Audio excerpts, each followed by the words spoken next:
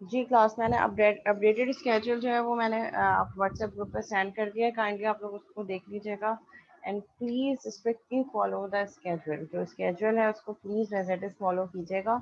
मैंने ग्रुप की टाइमिंग जो है वो चेंज कर दी है। कुछ लोगों ग्रुप में क्लैश आ रहे थे और टाइम के इशू, तो मैंने 5-5 मिनट हर ग्रुप में और इंक्रीज़ भी कर दिए क्योंकि मुझे नहीं लग रहा था कि 20 मिनट इनफ होंगे।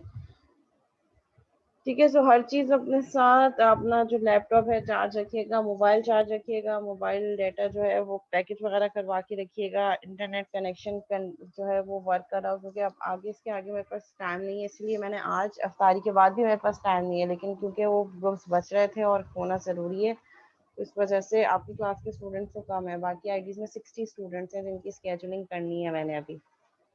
तो आगे बिल्कुल टाइम नहीं है और साथ साथ क्लासेस भी चल रही हैं, क्विज़ेस, असाइनमेंट्स के मार्क्स चेकिंग वगैरह सब कुछ। तो इस अगर किसी ग्रुप का रह जाता है तो फिर बहुत मुश्किल होगी उनकी री इवेलुएशन करना या री स्केजुलिंग करना।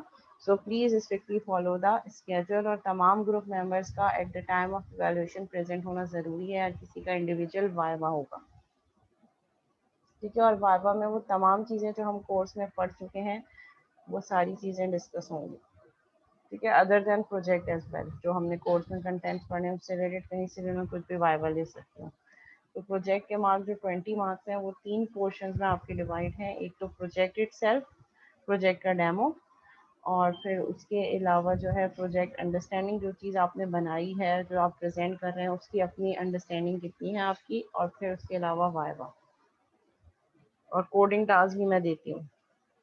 ठीक है, कोई भी एक मैं स्पेसिफिक टॉपिक दे दूंगी। लेट से मैं कहूँगी कि मेथड ओवरलोडिंग मुझे इम्प्लीमेंट करके दिखाएं, अपनी स्क्रीन शेयर करें, वो मेथड ओवरलोडिंग इम्प्लीमेंट करके दिखाएं। तो इस तरीके से जो 3 पोर्शन, वाइवा, कोडिंग और आपका प्रोजेक्ट। अच्छा जी, लास्ट हमारे पास जो लेक्चर है which we are going to discuss is abstraction, which is the last pillar of OOP. Abstraction के वर्ड जो निकला है वो निकला है हमारे पास कीवर्ड एब्स्ट्रैक्ट से। एब्स्ट्रैक्ट मीन्स, अगर एब्स्ट्रैक्ट की हम जनरल डेफिनेशन देखें तो एब्स्ट्रैक्ट मीन्स एक ऐसी चीज which is just an idea.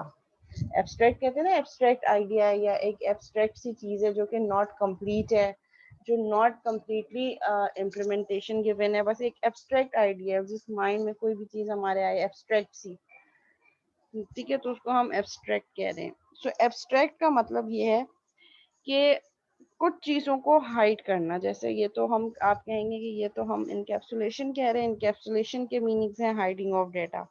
Abstraction हमें ये कह रही है कि हाइडिंग ऑफ डेटा जहाँ पे उसकी रिक्वायरमेंट नहीं है।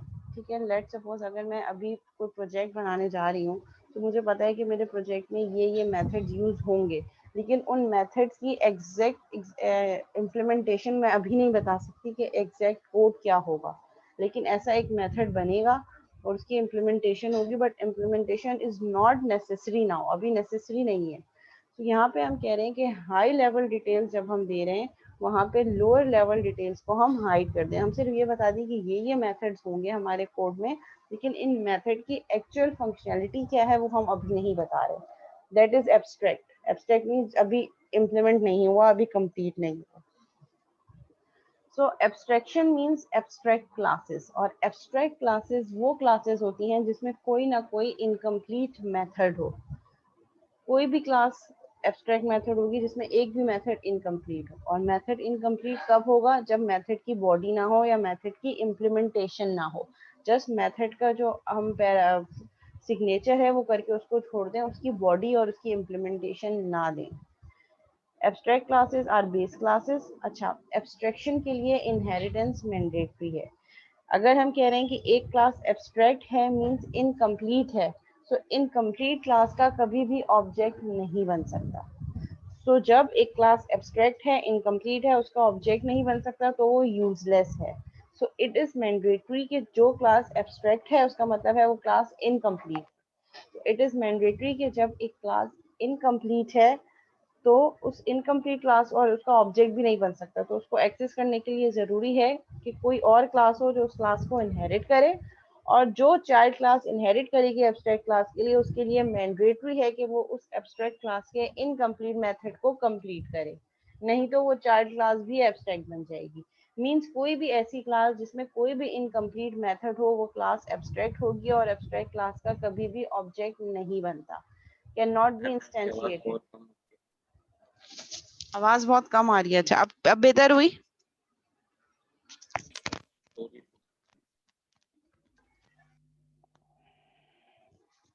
ठीक है। एब्स्ट्रैक्ट क्लासेस, एब्स्ट्रैक्ट क्लास वो क्लास जिसमें कोई भी मेथड इनकम्प्लीट हो। एब्स्ट्रैक्ट का मतलब है इनकम्प्लीट क्लास। अगर किसी भी क्लास में कोई भी method without implementation, without body है, इट मींस कि वो क्लास एब्स्ट्रैक्ट क्लास है, और एब्स्ट्रैक्ट क्लास का कभी भी ऑब्जेक्ट नहीं बनता। तो जब एब्स्ट्रैक्ट क्लास का ऑब्जेक्ट नहीं बनता, अच्छा, abstract class can have complete and incomplete both methods. जरूरी नहीं है कि एब्स्ट्रैक्ट क्लास में तमाम के तमाम मेथड इनकम्प्लीट हो। एब्स्ट्रैक्ट क्लास में कंप्लीट मेथड भी हो सकते हैं और इनकम्प्लीट मेथड भी हो सकते हैं, लेकिन कभी भी किसी भी क्लास में कोई भी एक मेथड इनकम्प्लीट होगा तो वो पूरी की पूरी क्लास एब्स्ट्रैक्ट हो जाएगी, चाहे उसमें कोई कंप्लीट मेथड हो या और इनकम्प्लीट मेथड हो या ना हो। कोई एक भी इनकम्प्लीट मेथड हुआ, पूरी की पूरी क्लास एब्स्ट्रैक्ट हो जाएगी। और जब कोई क्लास एब्स्ट्रैक्ट हो जाती है तो एब्स्ट्रैक्ट क्लास का कभी भी ऑब्जेक्ट नहीं बनता। ये चीज आपने माइंड में रखनी है, हमेशा याद रखनी है। एब्स्ट्रैक्ट क्लास का कभी भी ऑब्जेक्ट नहीं बनता। ऑब्जेक्ट क्यों नहीं बनता? क्योंकि वो इनकम्प्लीट क्लास होती है, उसमें कोई एक मेथड ऐसा है जो इनकम्प्लीट है। तो जब कोई क्लास इनकम्प्लीट है तो उसका ऑब्जेक्ट नहीं बन सकता। अब जब ऑब्जेक्ट बनेगा और मैं उस इनकम्प्लीट मेथड को कॉल करूंगी तो उस मेथड की इम्प्लीमेंटेशन ही नहीं है, इसीलिए हम एब्स्ट्रैक्ट क्लास का कभी भी ऑब्जेक्ट नहीं बनाते। सो जब हम ऑब्जेक्ट नहीं बना सकते, इनकम्प्लीट क्लास है, so it is useless until it can be used in inheritance. जब तक वो इनहेरिटेंस में यूज नहीं होगी, जब तक वो एब्स्ट्रैक्ट क्लास यूजलेस होगी, क्योंकि हम उसका ऑब्जेक्ट भी नहीं बना सकते और वो इनकम्प्लीट है। तो कोई और क्लास उस एब्स्ट्रैक्ट क्लास को इनहेरिट कर सकती है, और जो क्लास इनहेरिट करेगी उस एब्स्ट्रैक्ट क्लास को, उसके लिए मैंडेटरी है कि वो उस क्लास के इनकम्प्लीट मेथड को कंप्लीट करे। ठीक है। Abstract versus concrete classes. Concrete class वो जो कंप्लीट क्लास हो, जिसमें कोई भी मेथड इनकम्प्लीट ना हो। जैसे अभी आज तक हम जितनी क्लासेस पढ़ते आ रहे हैं वो सारी की सारी कॉन्क्रीट क्लासेस हैं। ठीक है, हमने कभी भी कोई ऐसी क्लास आज तक डिफाइन नहीं की जिसमें मेथड की बॉडी ना हो। ठीक है, हर मेथड जो हमने डिफाइन किया उसकी इम्प्लीमेंटेशन भी साथ दी है। तो हर वो क्लास जिसमें तमाम के तमाम मेथड्स कंप्लीट हो वो कॉन्क्रीट क्लास है। और abstract class can be defined as a class having any one method without an implementation. कोई एक मेथड भी एब्स्ट्रैक्ट क्लास में अगर विदाउट इम्प्लीमेंटेशन होगा तो पूरी की पूरी क्लास एब्स्ट्रैक्ट हो जाएगी, और एब्स्ट्रैक्ट क्लास का कभी भी ऑब्जेक्ट नहीं बनता। Abstract classes are base classes, और एब्स्ट्रैक्ट क्लासेस हमेशा पेरेंट क्लासेस होती हैं। ठीक है, क्योंकि उसका ऑब्जेक्ट नहीं बन सकता तो कोई और क्लास उसको हर हाल में इनहेरिट करेगी in order to access that abstract class. So abstract classes हमारे पास पेरेंट क्लासेस होती हैं। Can not be instantiated means उनका इंस्टेंस नहीं बन सकता, ऑब्जेक्ट नहीं बन सकता। Incomplete sub class fill in missing pieces. जो इनकम्प्लीट है एब्स्ट्रैक्ट क्लास, जो उसकी चाइल्ड क्लासेस होंगी, क्योंकि abstract classes are always base classes. तो जो क्लास इनहेरिट करेगी उस एब्स्ट्रैक्ट क्लास को, उसके लिए मैंडेटरी है कि वो उसके मिसिंग पीसेस को कंप्लीट करे, यानी कि जो मेथड इनकम्प्लीट है उनको कंप्लीट करे। कॉन्क्रीट क्लासेस कौन सी होती हैं? Can be instantiated, implement every method they declare, provide specifics। concrete classes कौन सी होती हैं? जिनका हम ऑब्जेक्ट बना सकते हैं, जैसे आज तक हम पढ़ते आए हैं, हर क्लास हमने जो बनाई है उसका ऑब्जेक्ट बनाया है। implement every method they declare, her method जो कंक्रीट क्लास में डिक्लेयर हुआ है उसकी बॉडी है, उसकी इम्प्लीमेंटेशन है। कोई मेथड ऐसा नहीं है जिसमें हमने उसकी इम्प्लीमेंटेशन ना दी हो आज तक।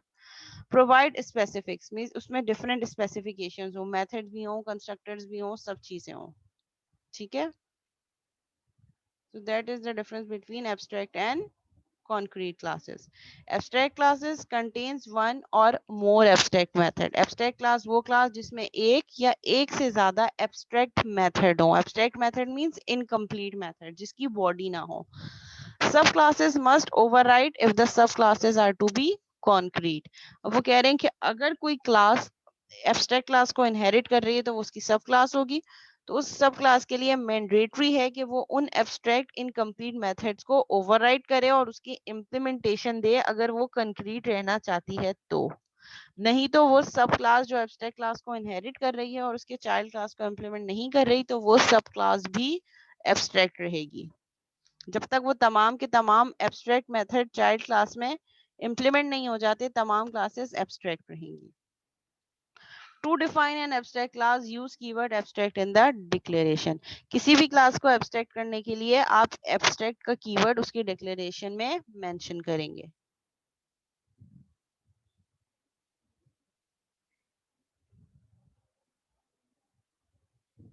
Abstract methods. A method without an implementation is called an abstract method. ऐसा method जो without implementation है उसको हम क्या कहेंगे कि वो एक abstract method है. Without implementation means method की body नहीं है. Abstract method are often used to create an interfaces. ज़्यादातर हम abstract methods को interfaces बनाने के लिए use कर रहे होते हैं. Any class with an abstract method or property must be declared abstract. ठीक है, कोई भी क्लास जिसमें abstract method हो या abstract property हो उस क्लास के लिए मैंडेटरी है कि उस क्लास को हम abstract declare. Abstract methods and abstract properties are implicitly virtual. Abstract method और जो प्रॉपर्टीज होती हैं वो बाय डिफॉल्ट खुद ब खुद वर्चुअल होती हैं तो उनके साथ वर्चुअल का कीवर्ड लगाना जरूरी नहीं है. ठीक है. टू डिक्लेयर अ मेथड और property abstract just use the keyword abstract in the declaration. जब आप किसी भी मेथड और प्रॉपर्टी को अगर आप एब्स्ट्रैक्ट बनाना चाह रहे हैं तो उसके लिए आप कीवर्ड एब्स्ट्रैक्ट यूज करेंगे जब आप उसको डिक्लेयर कर रहे होंगे. Purpose of abstract classes. The purpose of an abstract class is primarily to provide an appropriate base class from which other class can inherit and thus share a common design. जब आप चाह रहे हैं कि कोई ऐसी क्लास है जिसकी तमाम फंक्शनैलिटी आपको अभी राइट नाउ क्लास डिफाइन करते हुए नहीं पता लेकिन आपको पता है कि आगे आने वाली क्लासेस में उसकी जरूरत होगी तो उसको आप चाइल्ड क्लासेस में इनहेरिट करवा दें. So in order to inherit and in order to inherit the functionality of abstract class you can use the abstraction. Many inheritance hierarchy have abstract superclasses occupying the top few levels. ठीक है, वो कह रहे हैं कि बहुत सारी हमारे पास इनहेरिटेंस में हायरार्कीज ऐसी हैं जिसमें जो टॉप सुपर बेस क्लास है वो एब्स्ट्रैक्ट है. मींस उसमें इनकम्प्लीट मेथड्स हैं और जो उसकी चाइल्ड क्लासेस हैं वो उस इनकम्प्लीट मेथड को अपने फंक्शनैलिटी के अकॉर्डिंगली इम्प्लीमेंट कर रही हैं. ठीक है, let suppose apple, oranges, pears and avocados are types of fruit. But what does a fruit taste like? ठीक है, हर फ्रूट का अपना अलग अलग टेस्ट होगा. How many calories are in a fruit? हर फ्रूट की कैलोरीज लेवल डिफरेंट होगा. How much does a fruit cost? हर किसी की कॉस्ट भी डिफरेंट होगी. ठीक है सब फ्रूट के अंदर ही लेकिन उसकी कॉस्ट डिफरेंट होगी, उसकी कैलोरीज कैलकुलेशन डिफरेंट होगी, उसका टेस्ट डिफरेंट होगा. सो ये सारे मेथड्स अगर मैं फ्रूट की क्लास में डिफाइन कर दूं, टेस्ट, कैलोरीज एंड कॉस्ट, तो वो फिर हर क्लास में मुझे अलग अलग रीडिफाइन करनी पड़ेगी. तो इससे बेटर ये कि मैं फ्रूट की क्लास को एब्स्ट्रैक्ट कर दूं और उसमें ये मेथड डिफाइन कर दूं, टेस्ट, कैलोरीज एंड कॉस्ट. और apples, oranges, pairs and avocados की क्लास को मैं इनहेरिट करवाऊं फ्रूट की क्लास से और ये तमाम इनकम्प्लीट मेथड को ये क्लास अपनी अपनी फंक्शनैलिटी के हिसाब से कंप्लीट करें. So that is the purpose of abstraction. Why cannot abstract classes be instantiated? इसका जवाब मैं ऑलरेडी आपको पहले ही दे चुकी हूँ. कह रहे हैं कि हम एब्स्ट्रैक्ट क्लास का ऑब्जेक्ट क्यों नहीं बनाते? क्योंकि एब्स्ट्रैक्ट क्लास इनकम्प्लीट है. अब जब एक चीज इनकम्प्लीट है, जब ऑब्जेक्ट के नाम के साथ आप उस इनकम्प्लीट चीज को एक्सेस करेंगे तो वो उस इनकम्प्लीट चीज को कैसे यूज करेगी? ठीक है. Abstract classes are too general to create real objects. They specify only what is common among derived classes. Abstract class हम usually तब बना रहे होते हैं जब हमारे पास derived classes में common attributes हो जो कि उन क्लासेस के स्पेसिफिक हो और पेरेंट क्लास में जनरल हो। जैसे फ्रूट है, अब फ्रूट का टेस्ट जो है, कैलोरीज जो है और कॉस्ट जो है वो हर ऑब्जेक्ट के लिए, हर डिफरेंट क्लास के लिए डिफरेंट होगा। तो उसको फ्रूट की क्लास में हम जनरल रखेंगे, इनकम्प्लीट रखेंगे, और आने वाली क्लासेस उसको, जो चाइल्ड क्लासेस हैं, वो उसको ओवरराइड करके उसकी फंक्शनैलिटी को डिफाइन करेंगी। यानी कि फ्रूट की क्लास में हम टेस्ट, कैलोरीज और कॉस्ट के फंक्शंस को सिर्फ डिक्लेयर करेंगे, उसकी इम्प्लीमेंटेशन नहीं देंगे। For example we could drive, यहाँ पे अब इन्होंने एग्जाम्पल दिए कि ऑब्जेक्ट क्यों नहीं बन सकता। For example we could drive concrete classes circle, square and triangle from abstract base class two dimensional shape. Let suppose हमारे पास एक एब्स्ट्रैक्ट क्लास है जिसका नाम है टू डायमेंशनल शेप, जिससे हमने 3 क्लासेस को इनहेरिट किया, circle, square and triangle. Draw messages send to abstract class two dimensional shape. अच्छा, सर्कल को ड्रॉ करने का मेथड डिफरेंट होगा, स्क्वायर को ड्रॉ करने का मेथड डिफरेंट होगा और ट्रायंगल को ड्रॉ करने का मेथड डिफरेंट होगा।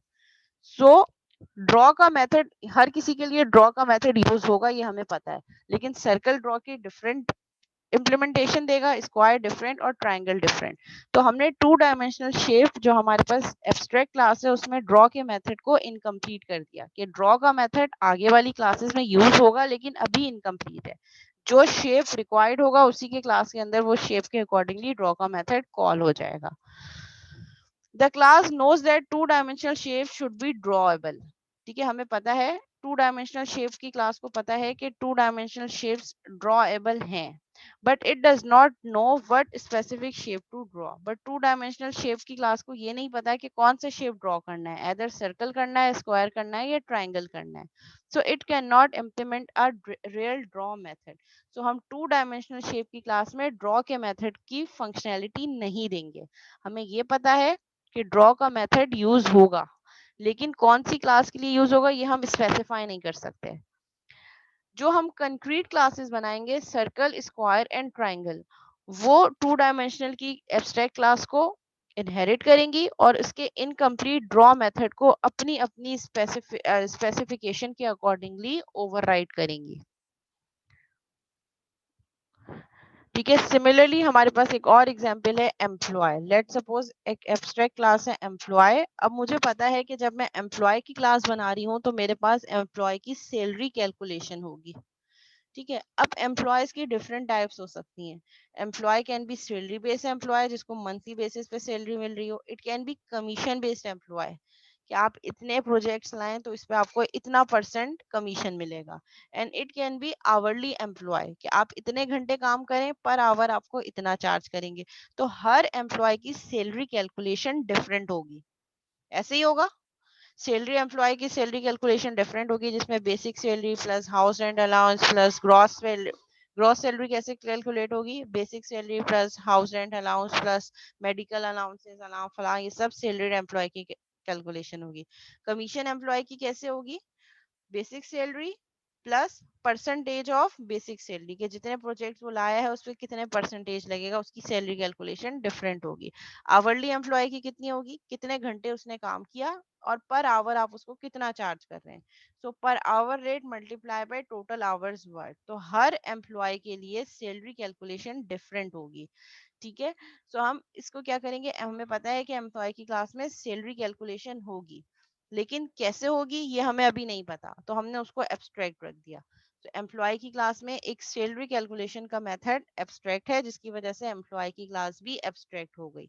सो एम्प्लॉय की क्लास का ना तो ऑब्जेक्ट बन सकता है, हम सिर्फ और सिर्फ इसको यूज करने के लिए इनहेरिट करवाएंगे अपनी चाइल्ड क्लासेस में।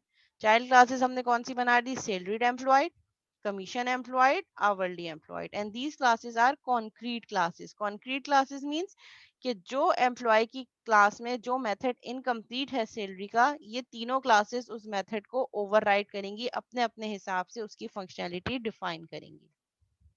और फिर इन्होंने कमीशन एम्प्लॉय की क्लास को एक और क्लास से इनहेरिट करवा दिया, बेस प्लस कमीशन एम्प्लॉय, कि कोई ऐसा एम्प्लॉय है जिसको बेसिक सैलरी भी आप दे रहे हैं और उस बेसिक सैलरी पे कमीशन भी दे रहे हैं। ठीक है, अब इन्होंने वन बाय वन इसको एक्सप्लेन किया है। Abstract super class employ earnings is declared abstract. ठीक है, एब्स्ट्रैक्ट सुपर क्लास एम्प्लॉय में अर्निंग या जो सैलरी है उसको हमने एब्स्ट्रैक्ट डिक्लेयर कर दिया। No implementation can be giving for earnings in the employee abstract class. Employee की एब्स्ट्रैक्ट क्लास में हम सैलरी कैलकुलेशन की इम्प्लीमेंटेशन नहीं दे रहे, क्योंकि हर एम्प्लॉय की सैलरी कैलकुलेशन डिफरेंट होगी। हमने सिर्फ एक मेथड बता दिया कि ये मेथड होगा, लेकिन इसकी फंक्शनैलिटी क्या होगी वो आने वाली क्लासेस खुद बताएंगी। An array of employees variable will store references to subclass objects। ठीक है, एम्प्लॉय के वेरिएबल में हम एक एरे बनाएंगे एम्प्लॉय के वेरिएबल की, जिसमें तमाम सब क्लासेस के ऑब्जेक्ट्स बनाएंगे। Earning methods call from these variables will call the appropriate version of the earning method। ये देखें, ये इन्होंने दिया है। एम्प्लॉय की क्लास में एब्स्ट्रैक्ट अर्निंग का मेथड एब्स्ट्रैक्ट होगा। सैलरीड एम्प्लॉय क्लास जो कि एम्प्लॉय की क्लास को इनहेरिट कर रही है, इसमें वीकली सैलरी की कैलकुलेशन होगी। आवरली एम्प्लॉय, ठीक है, इसमें ओवर टाइम वगैरह भी इन्होंने कैलकुलेट करके दिया कि अगर hour less than is equal to 40 है तो वेजेस मल्टीप्लाई बाय आवर्स, मतलब कितने घंटे उसने काम किया और पर आवर आप उसको कितने वेजेस दे रहे हैं। और अगर आवर्स ग्रेटर देन 40, अगर उसने 40 घंटे से ज्यादा काम किया है तो फिर हम उसको ओवर टाइम भी दे रहे हैं। तो ये डिफरेंट कैलकुलेशन। कमीशन एम्प्लॉय क्या होगा? Commission rate multiply by gross sales, जितनी सेल हुई उसमें से उसको कितना कमीशन मिला। बेस प्लस कमीशन में क्या होगा? Commission rate multiply by gross salary plus base salary. तो देखें, हर एम्प्लॉय के लिए जो अर्निंग का मेथड है उसकी डेफिनेशन इम्प्लीमेंटेशन डिफरेंट है, इसीलिए हमने इसको पेरेंट क्लास में एब्स्ट्रैक्ट कर दिया और बाकी सारी तमाम क्लासेस में इसको हमने डिफरेंट डिफरेंट फंक्शनैलिटी डिफाइन कर दी। ठीक है, इसकी कोडिंग किस तरीके से होगी? कोडिंग इसकी इस तरीके से होगी। पब्लिक एब्स्ट्रैक्ट क्लास एम्प्लॉय, जिसमें उसका नेम होगा, उसको प्राइवेट कर दिया। जब प्राइवेट कर दिया तो उसको हमने क्या किया? कंस्ट्रक्टर के थ्रू फील्ड सेट करवा दी। ठीक है, पब्लिक एब्स्ट्रैक्ट डेसिमल अर्निंग, और हमने अर्निंग के मेथड को विदाउट बॉडी डिफाइन कर दिया। सो जब मेथड विदाउट बॉडी डिफाइन होता है उसके साथ सेमीकोलन और एब्स्ट्रैक्ट का कीवर्ड आता है।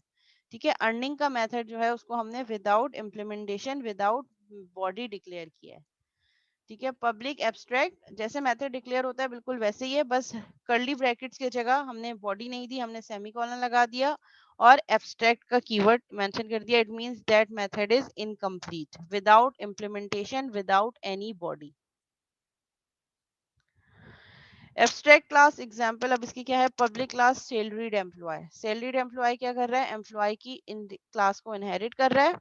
इसमें हमारे पास वीकली सैलरी है, इसमें हमारे पास पैरामीटराइज कंस्ट्रक्टर है। अच्छा, कंस्ट्रक्टर्स हम एब्स्ट्रैक्ट क्लास में भी बना। एब्स्ट्रैक्ट क्लास बिल्कुल वैसी काम कर रही होती है जैसे दूसरी क्लासेस हम आज तक पढ़ते आए, बस उसमें कोई भी इनकम्प्लीट मेथड होगा उसकी वजह से वो क्लास इनकम्प्लीट बन जाएगी, एब्स्ट्रैक्ट बन जाएगी। ठीक है, यहाँ पे हमने सैलरीड एम्प्लॉय का कंस्ट्रक्टर बनाया पैरामीटराइज, जो दो वैल्यूज ले रहा है। फर्स्ट वैल्यू नेम बेस में सेट हो रही है यहाँ पे, और सेकंड जो है उसकी वीकली सैलरी हमारे पास जो है वो प्राइवेट फील्ड में सेट हो रही है। और जो अर्निंग का इनकम्प्लीट मेथड था एम्प्लॉय में, वो सैलरीड एम्प्लॉयड में हमने ओवरराइड कर दिया। पब्लिक ओवरराइड डेसिमल अर्निंग, अब सेमीकोलन हट गया, अब मेथड की बॉडी आ गई और हमने क्या रिटर्न कर दिया? Weekly salary. उसको वहां अब पर वीक कितनी सैलरी उसको हम दे रहे हैं।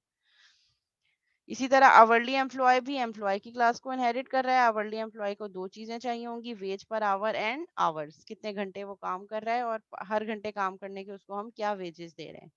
फिर हमने पैरामीटराइज कंस्ट्रक्टर बनाया जिसमें नेम WPH एंड डेसिमल हम आवर दे रहे हैं। नेम अगेन बेस क्लास में पास हो जाएगा और वेजेस और आवर्स इस क्लास में कैलकुलेट हो रहे हैं। फिर हमने अर्निंग के मेथड को ओवरराइड किया और यहाँ पे हमने कहा कि अगर आवर्स लेस देन 40 हैं तो वेज पर आवर को आवर से मल्टीप्लाई कर दो, नहीं तो फिर ओवर टाइम का हमने पूरा फॉर्मूला लगाया। ठीक है, अब हम क्या कर रहे हैं? अब हम मेन क्लास से ऑब्जेक्ट बना रहे हैं। हर जो हमने क्लास बनाई है उसका ऑब्जेक्ट बनाएंगे सिवाय बेस क्लास का, क्योंकि वो एब्स्ट्रैक्ट है। एम्प्लॉय की क्लास का यहाँ पे ऑब्जेक्ट नहीं बन सकता। हम क्या करेंगे? जितनी भी चाइल्ड क्लासेस हैं उनका ऑब्जेक्ट बनाएंगे, वैल्यूज पास करेंगे कंस्ट्रक्टर में और अर्निंग का मेथड कॉल कर देंगे with the name of object. तो जिस क्लास के ऑब्जेक्ट के साथ अर्निंग का मेथड कॉल होगा उसी क्लास का अर्निंग वाला मेथड जो है हमारे पास कॉल हो जाएगा। So that is the example of abstract class. जी क्लास यहाँ तक क्लियर है?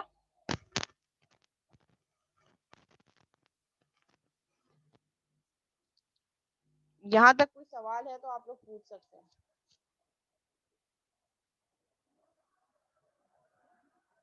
जी एनीवन एल्स जिसको कोई क्यूरी हो, कोई सवाल हो?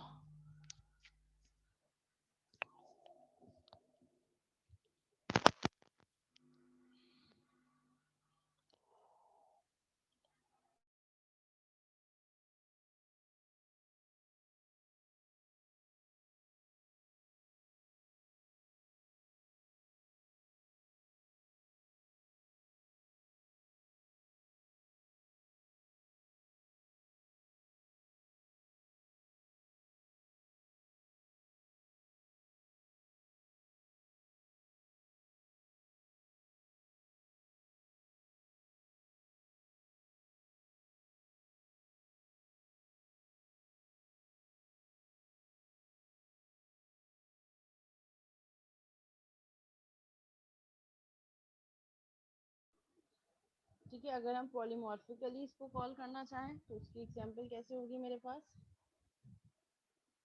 हमने दो ऑब्जेक्ट्स बनाए, एक सैलरी एम्प्लॉय के लिए, एक आवरली एम्प्लॉय के लिए, चाइल्ड क्लासेस के, और फिर हमने एम्प्लॉय की क्लास का एज एन एरे यूज कर दिया। Employee is equal to salary employee hourly employee. उसमें क्या वैल्यू दे दी हमने? एम्प्लॉय के एरे में हमने दो चीजें पास कर दी, एक सैलरी एम्प्लॉय वाला ऑब्जेक्ट और एक आवरली एम्प्लॉय वाला ऑब्जेक्ट, और फॉर ईच के लूप के थ्रू हमने एम्प्लॉय डॉट अर्निंग का मेथड कॉल कर लिया। तो एम्प्लॉय डॉट अर्निंग में फर्स्ट वैल्यू सैलरीड एम्प्लॉय होगी तो वो सैलरी एम्प्लॉय वाला अर्निंग कॉल करेगा, और सेकंड वाला आवरली एम्प्लॉय है तो फॉर ईच के लूप में सेकंड वैल्यू आवरली एम्प्लॉय होगी। ठीक है, सो हम पॉलीमॉर्फिकली भी इसको एक्सेस कर सकते हैं।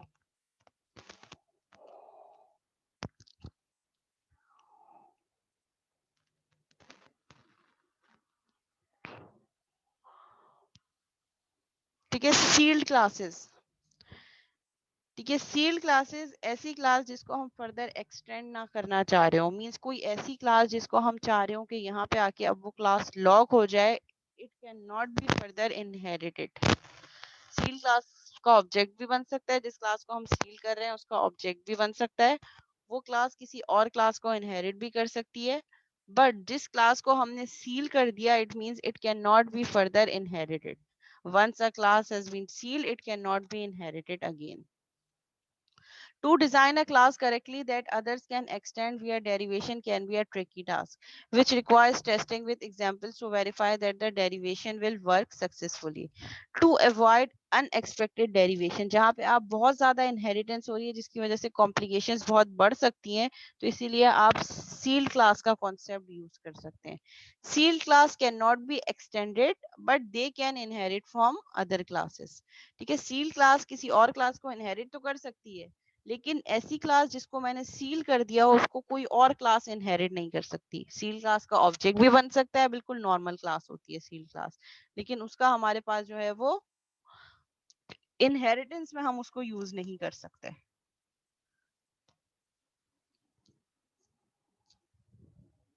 अच्छा जी, ये एग्जाम्पल उन्होंने दिए स्ट्रिंग की क्लास। अच्छा, ये आपके पास असाइनमेंट 3 है, इसको आप नोट कर लें।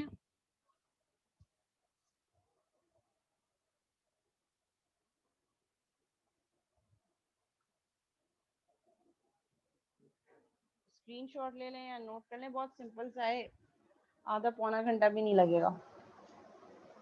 How can seal modifier be use to stop overriding? Give examples. अब वो ये कह रहे हैं कि हम सील मॉडिफायर को यूज करते हुए ओवरराइडिंग को कैसे यूज कर सकते हैं। ठीक है, ओवरराइडिंग को हम कैसे स्टॉप कर सकते हैं यूजिंग सील मॉडिफायर। ठीक है, ये आपने एग्जाम्पल के थ्रू कोड एग्जाम, पहले तो आपने वर्बली डेफिनेशन इसकी बतानी है कि सील्ड क्या होता है, किसकी यूज होता है, और सील्ड के थ्रू आप ओवरराइडिंग को कैसे स्टॉप कर सकते हैं, ये आपने टेक्सचुअल फॉर्म में बताना है, टेक्स्ट की फॉर्म में। फिर उसके बाद आपने कोड एग्जाम्पल के थ्रू बताना है कि सील्ड का कीवर्ड लगा के ओवरराइडिंग कैसे स्टॉप हो सकती है। ठीक है, सेकंड क्वेश्चन ये है कि आप how can you hide method using new keyword? आप न्यू के कीवर्ड के थ्रू मेथड को कैसे हाइड कर सकते हैं? Give appropriate examples. Also mention the difference between method hiding and method overriding. अच्छा, new का keyword use करके method hiding perform करना is your assignment. ये आप खुद से explore करेंगे. मैंने आपको method overriding बताई है using virtual and override keyword. आप new के keyword के through method को hide कैसे कर सकते हैं, ये simple सा एक इसका code है. उसको आपको थोड़ा सा एक्सप्लोर करना पड़ेगा, पढ़ना पड़ेगा कि न्यू का कीवर्ड क्या काम करता है और फिर उसकी फंक्शनैलिटी डिफाइन करनी होगी. ठीक है, ये असाइनमेंट 3 है. इसकी डेडलाइन हम कर देते हैं. क्या डेडलाइन करें? इसकी डेडलाइन हम कर देते हैं, छोटा सा असाइनमेंट है मासूमाना सा, वेडनेसडे को सबमिट करवा दें. परसों, अच्छा परसों आपकी लैब भी है.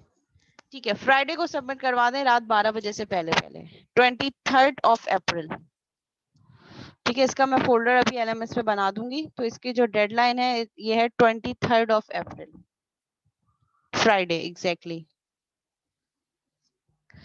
अच्छा, अब मीटिंग एंड होने से पहले जो लोग फर्स्ट सेशन में जिनकी अटेंडेंस नहीं मार्क हुई वो अपना नेम एंड आईडी चैट पे सेंड कर दें. मैम ये लास्ट वीक है, नेक्स्ट वीक से पेपर होते हैं. बेटा आपकी आवाज समझ नहीं आ रही, क्या बोल रहे हो? मैं कह रहा हूँ ये लास्ट वीक है, नेक्स्ट वीक से पेपर है. जी जी बिल्कुल, मंडे से पेपर स्टार्ट है.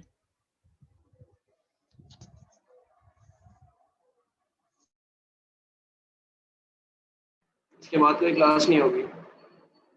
नहीं, बस अब प्रोजेक्ट इवैल्यूएशंस होंगे.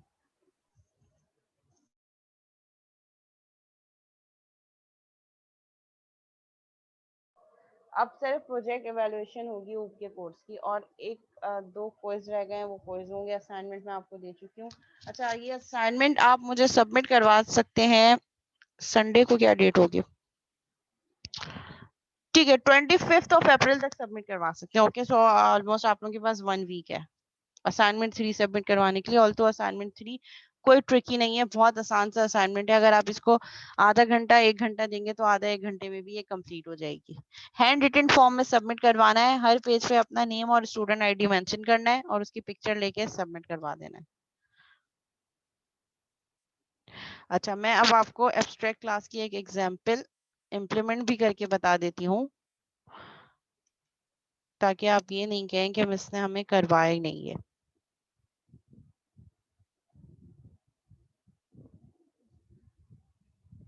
ठीक है, लेट सपोज मैं यहाँ पे एक क्लास बना रही हूँ, पब्लिक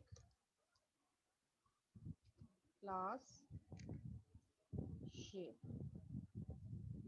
ठीक है, मैंने शेप की एक क्लास बना दी और इस क्लास को मैं क्या कह रही हूँ, मैं क्लास को कह रही हूँ कि इसमें मेरे पास एक मेथड है पब्लिक वॉइड एरिया. ठीक है, एरिया हमारे पास एक मेथड है. अच्छा देखें, अब जैसे ही मैंने एरिया को विदाउट इम्प्लीमेंटेशन दिया, विदाउट बॉडी दी, तो ये मुझे क्या दे रहा है? Must declare a body. या तो आप इसकी इम्प्लीमेंटेशन दें या तो इसको एब्स्ट्रैक्ट मार्क करें. ठीक है, तो मैं इसको क्या मार्क कर दूंगी? एब्स्ट्रैक्ट. ये मेथड मेरे पास. अच्छा, स्क्रीन शेयर हो रही है आप लोगों के पास? ठीक है, एब्स्ट्रैक्ट वॉइड एरिया. ठीक है, एक्सेस मॉडिफायर के बाद एक्सट्रैक्ट का कीवर्ड लगता है. ठीक है, अब ये क्या कह रहा है? Shape dot area is abstract, but it is contained in non-abstract type shape. वो कह रहा है कि मेथड तो इनकम्प्लीट हो गया लेकिन ये एक कंप्लीट क्लास के अंदर है.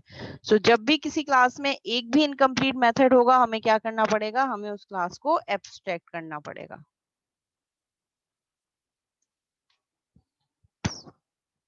ठीक है, ये क्लास मेरे पास एब्स्ट्रैक्ट हो गई. अब ये एरर मेरे पास हट जाएगा. ठीक है, एरर रिमूव हो गया. अब मैं क्या कर रही हूँ, मैं इस एब्स्ट्रैक्ट क्लास का ऑब्जेक्ट बना के देखूंगी.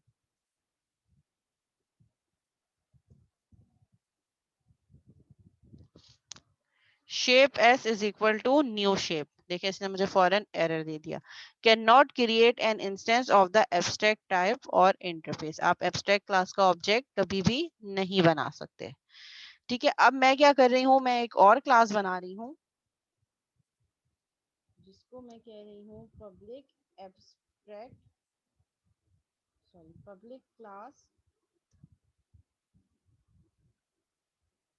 रेक्टेंगल.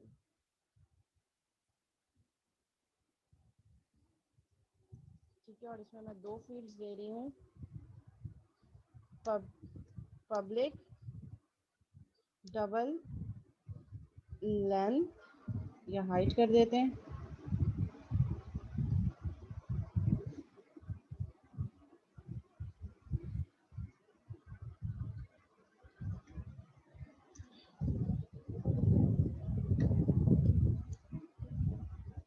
इसी तरह डबल हाइट। ठीक है, मैंने लेंथ और हाइट कर दी, फिर कर देते हैं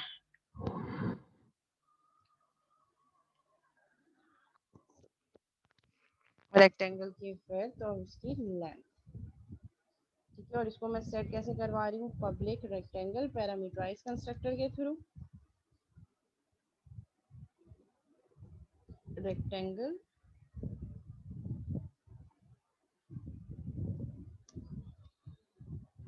डबल डब्ल्यू डबल एल। ठीक है, और यहाँ पे हम कर देते हैं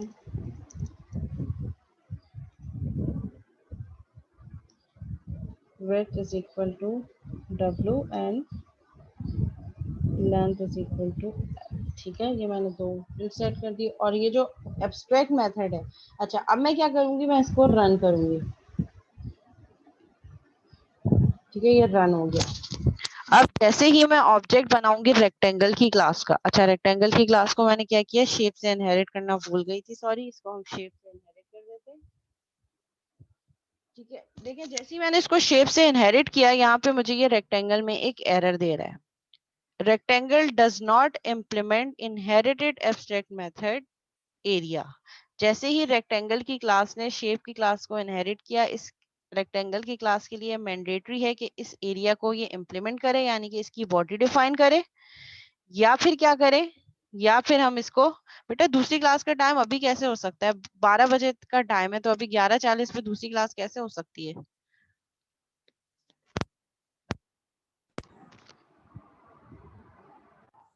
ठीक है, तो 2 पॉसिबिलिटीज हैं, या तो इस रेक्टेंगल की क्लास को भी आप एब्स्ट्रैक्ट कर दें, तो ये एरर हट जाएगा, यानी कि आप रेक्टेंगल का भी ऑब्जेक्ट नहीं बन सकता। या दूसरी पॉसिबिलिटी ये है कि ये जो एरिया का मेथड है, इसको आप रेक्टेंगल की क्लास में जाके इम्प्लीमेंट करते हैं। कैसे करेंगे, public wide area,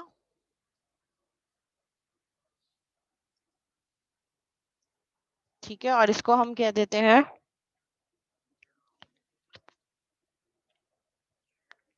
return width multiply by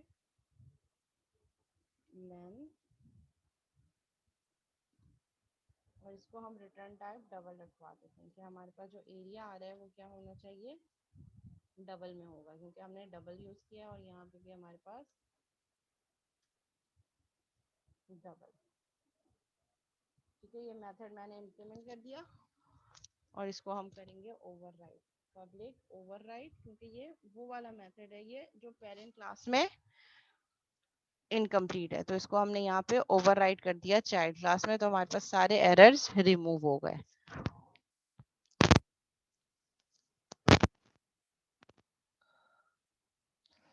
ji class, यहाँ तक कोई कंफ्यूजन?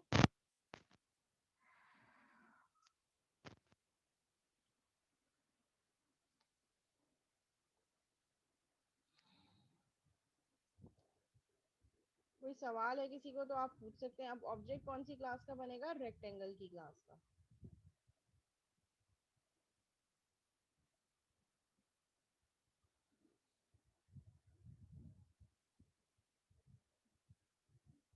इसी तरह मैं अगर ट्रायंगल की क्लास बना लूं तो उसमें क्या होगा मेरे पास,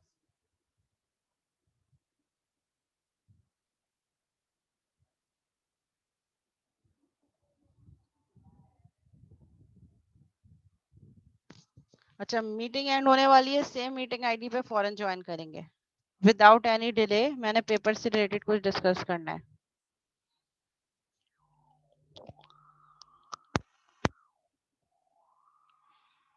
ठीक है, मीनवाइल मैं यहाँ पे ट्रायंगल की भी एक क्लास बना देती हूँ।